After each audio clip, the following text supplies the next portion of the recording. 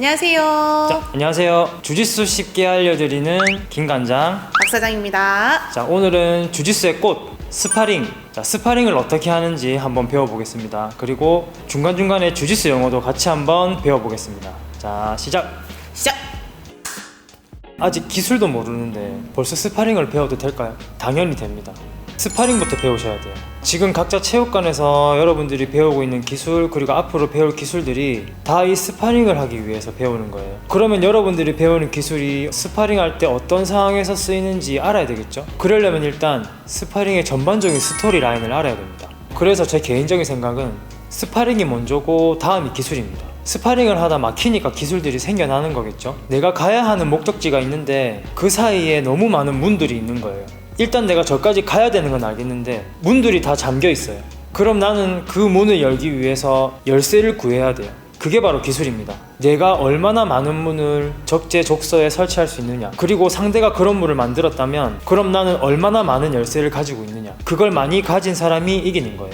자, 반대로 문을 많이 만들 수 있는 기술이 있고 열쇠도 많이 가지고 있어요. 그런데 목적지를 모르면 어떤 문을 열어야 하는지 몰라요. 그리고 상대가 쳐들어와도 어떤 문을 어느 방향에 만들어야 되는지 몰라요. 아무 소용이 없는 거예요. 그래서 스파링에서 가장 중요한 목적지를 오늘 배워보겠습니다.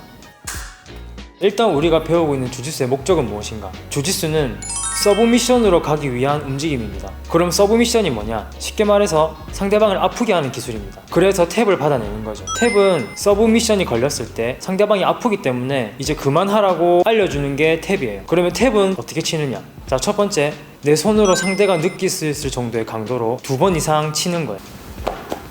너무 살살 쳐도 안 되고 그럼 상대가 모르고 계속 땡기거든요. 그리고 너무 세게 쳐도 안 돼요. 왜냐면 약간 상대가 기분이 나쁠 수가 있어요. 이 사람이 화가 났나? 이렇게 생각할 수 있기 때문에 적당한 강도로 쳐주시면 됩니다. 자, 두 번째, 만약에 내 손이 묶여 있다면은 발로 매트를 2번 이상 치시면 돼요. 자, 그리고 세 번째, 만약에 두 손 두 발 다 묶였다 그러면은 그냥 입으로 탭. 이렇게 상대가 들릴 정도로 그냥 말씀해 주시면 됩니다. 자, 그러면은 이제 어떤 서브미션이 있는지 알아야 공격을 할 수 있겠죠. 자, 주짓수에서 쓸 수 있는 머리끝부터 발끝까지 어떤 서브미션이 있는지 한번 알아보겠습니다. 자, 먼저 머리 부분. 자, 때리기, 반칙입니다. 자, 머리카락 잡아당기기, 반칙. 자, 얼굴 앞면을 손으로 밀거나 가리기, 반칙이에요. 그리고 귀 잡아당기기, 반칙이죠. 뺨 때리기, 반칙입니다. 자, 얼굴 부분에서는 서브미션 할 게 없어요. 자, 다음 목. 자, 맨손으로 목 조르기, 이것도 반칙입니다. 도복 주짓수에서는 깃을 이용해야 돼요. 자, 다음 기초크, 트라이앵글 초크, 암 트라이앵글, 다 가능하고. 자, 다음은 어깨 부분. 자, 기무라, 키락, 오모플라타. 자, 다음은 팔꿈치, 암바가 있고요. 자, 다음은 손목, 리스트락. 그 다음에 손. 자, 손가락 꺾기, 반칙입니다. 서브미션을 방어하거나 초크 걸 때 상대방이 내 목깃을 잡았는데 그것을 뜯기 위해서 손가락을 꺾으면은 반칙이에요. 자, 다음은 허리, 트위스트, 반칙입니다. 그리고 고관절, 바나나 스플릿 가능하고, 그 다음에 무릎, 니바, 그 다음에 힐훅. 자, 힐훅은 반칙입니다. 다음 발목, 앵클락 있고, 토홀드, 그 다음에 발가락, 역시 손가락 꺾기처럼 반칙입니다. 자, 반칙을 제외하고 주짓수에서 사용 가능한 서브미션을 한번 볼게요. 자, 대부분 어디에 있죠? 벨트 라인 위쪽으로 다 몰려 있습니다. 자, 그러면 우리는 상대의 어디를 제압을 하러 가야 될까요? 상체죠. 상체를 제압해야 서브미션 할 기회가 많이 생깁니다. 자, 그러면은 상체를 제압한다는 게 어떤 뜻이고 어떻게 해야 되는가? 일단 내가 상체를 제압했느냐 안 했느냐 간단하게 판단할 수 있는 방법이 있어요. 내 다리는 자유롭게 사용할 수 있고 상대적으로 상대방 다리는 자유롭게 움직이면 안 돼요. 자, 왜냐면은 서브미션은 상대를 아프게 하는 거고 도망을 못 가게 해야 돼요. 그러려면 내가 상대방을 타이트하게 묶어놔야 되는데 상대방 다리로 나를 밀어낸다든지 아니면 내가 서브미션을 할 때 상대방 다리가 끼어 있는다든지 그렇게 되면 공간이 생기기 때문에 상대방한테 탈출할 수 있는 기회를 주는 거예요. 자, 그러면은 상체를 제압하는 포지션들은 어떤 것들이 있느냐? 자, 대표적으로 사이드 마운트, 그 다음에 니온 벨리, 그 다음에 풀 마운트, 그 다음에 백 컨트롤이 있습니다. 자, 그러면은 이 포지션을 차지하기 위해서는 나는 서 있어야 되고 상대방은 누워 있어야 돼요. 자, 그런데 그렇게 불리한 자세를 그냥 주진 않겠죠. 둘 다 서 있으려고 할 거예요. 그래서 우리는 내가 유리한 포지션을 잡기 위해서 나는 넘어지지 않으면서 상대방을 넘어뜨려야 돼요. 거기가 바로 스파링의 시작점입니다. 자, 그럼 이제 본격적으로 스파링을 한번 시작해 볼게요.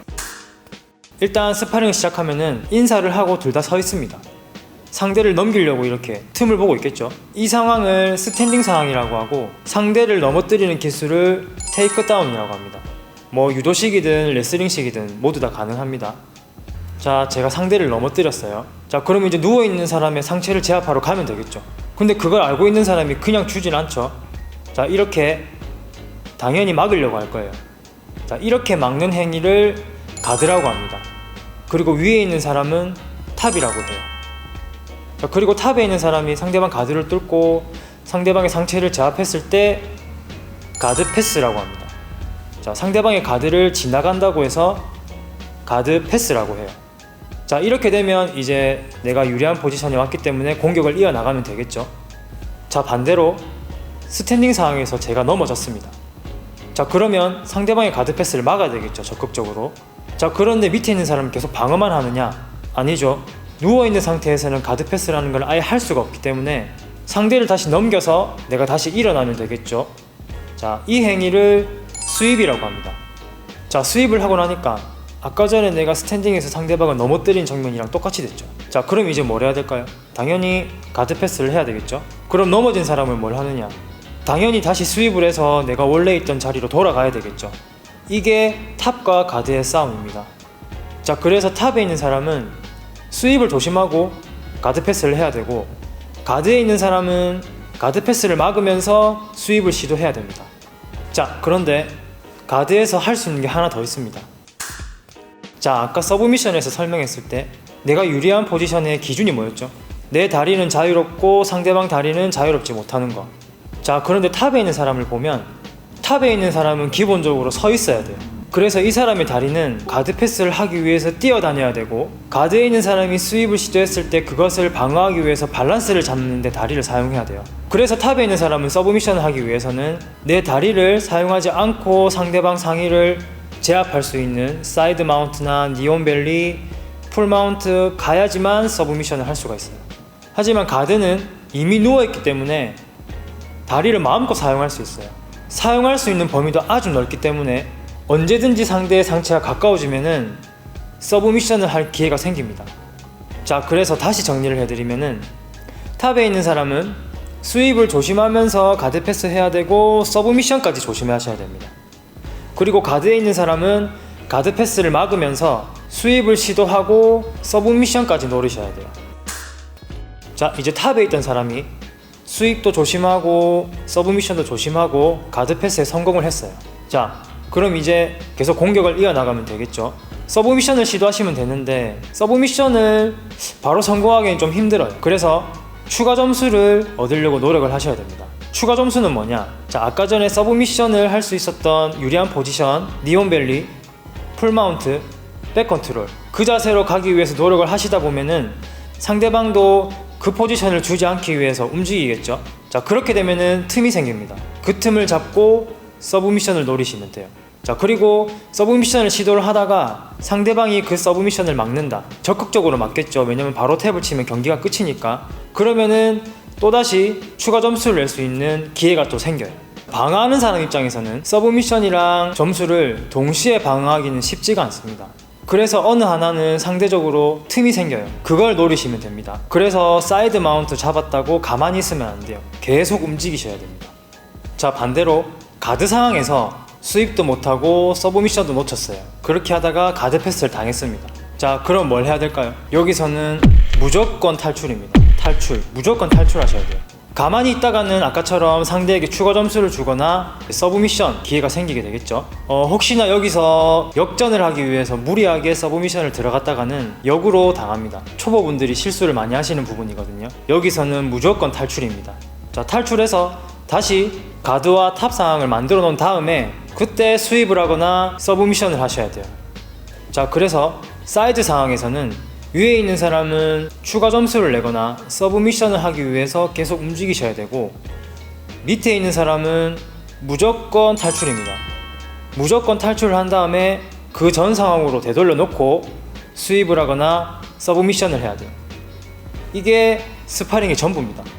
이 스파링을 잘하기 위해서 지금 여러분들 체육관 관장님들이 열심히 수업을 준비하고 계시고 여러분들은 그걸 배우기 위해서 열심히 수련하고 계시는 거예요. 제 영상을 참고하시고 각자 체육관에 가셔서 열심히 수련하시기 바랍니다. 자, 오늘 배운 이 스파링 영상 도움 되셨으면은 구독, 좋아요. 부탁드립니다. 어스. 수고하셨습니다.